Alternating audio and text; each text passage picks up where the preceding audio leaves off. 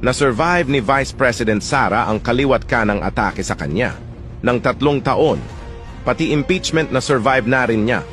Alam nyo ba kung bakit nasabi ni PRRD na kanyang ama na si VP Sara ay dangerous woman? Isip-isipin nyo yan ha.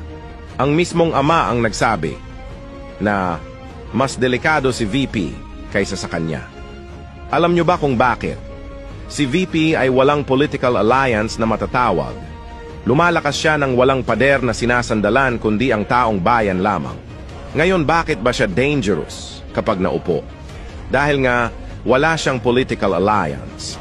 Wala din siyang pinagkakautangan ng loob.